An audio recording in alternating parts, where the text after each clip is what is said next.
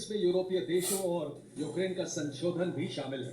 लेकिन पुतिन साफ कह चुके हैं कि उन्हें प्रस्ताव वही मान्य है जो ट्रंप ने दिया है।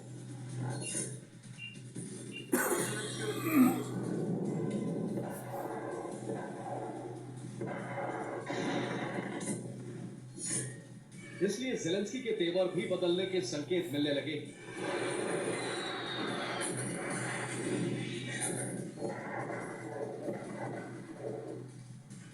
और ये संकेत मिले हैं मायामी में अमेरिका और यूक्रेन के डेलीगेशन की बैठक से, जिसमें अमेरिका ने युद्ध विराम के लिए यूक्रेन का पक्ष सुना है। इस चर्चा में पूर्वी यूक्रेनी क्षेत्र रूस को सौंपने का प्रस्ताव एक बाधा के रूप में सामने आया, लेकिन अमेरिकी प्रतिनिधि मंडल ने इस वार्ता के सकारात्मक होने का दावा किया और ये भी बता दिया कि शांति स्थापना को अंतिम रूप देने में अभी समय लगेगा। अमेरिका की तरफ से इस वार्ता में ट्रंप के दूत विटकॉफ, विदेश मंत्री मार्को रूबियो और ट्रंप के दामाद कुशनर शामिल हुए थे, जिन्होंने इस चर्चा पर अपने बयान भी जारी किए। Securing an end to the war that leaves Ukraine sovereign and independent and with an opportunity at real prosperity. So this is not just about ending a war. This is about ending a war in a way that creates a mechanism and a way forward. ठीक ऐसा ही बयान Ukraine के प्रतिनिधि मंडल में शामिल यूक्रेनी सुरक्षा और रक्षा परिषद के प्रमुख उमेरोव ने भी दिया। We are discussing about the future of Ukraine, about the security of Ukraine, about no repetition of aggression of Ukraine, about prosperity of Ukraine, about how to rebuild Ukraine. And we are thankful for the efforts of United States and its team.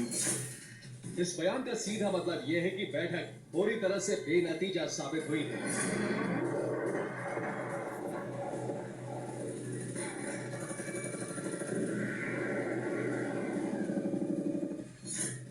दोनों पक्ष किसी भी मुद्दे पर सहमत नहीं हो सके, जिसकी पुष्टि के कई संकेत एक साथ मिल गए।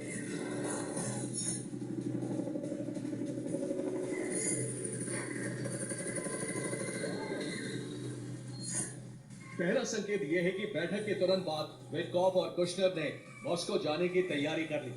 इसके अलावा ज़ेलेंस्की ने भी ट्रंप के प्लान पर अस्वीकृति के संकेत दे दिए हैं।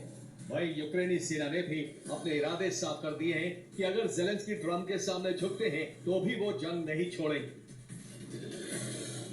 इसमें चौंकाने वाली बात यह है कि मॉस्को के साथ अमेरिकी डेलीगेशन की वार्ता पुतिन के भारत दौरे से पहले ही होने जा रही है, जो रूस के पक्ष में अमेरिका की तरफ से किसी छूट दिए जाने का भी संकेत है।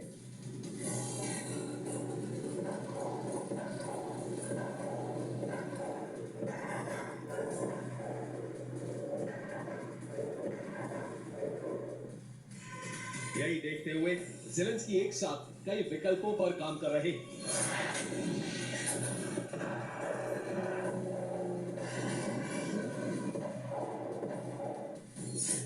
पहला विकल्प है मदद हासिल करने के लिए यूरोप को अपने पक्ष में बनाए रखना।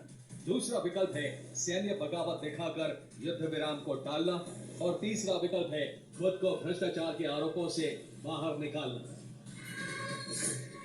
यही वजह है कि ज़ेलेंस्की ने ईयू की chief Ursula von der Leyen से बात की और इसकी जानकारी उन्होंने खुद सार्वजनिक की, जिसमें बताया गया है कि यूरोपीय आयोग के अध्यक्ष से बात में उन्होंने समन्वय बनाए रखने का आश्वासन दिया। उनके सहयोग के लिए ज़ेलेंस्की ने आभार भी जताया और यूक्रेन को समर्थन देने की तारीफ की।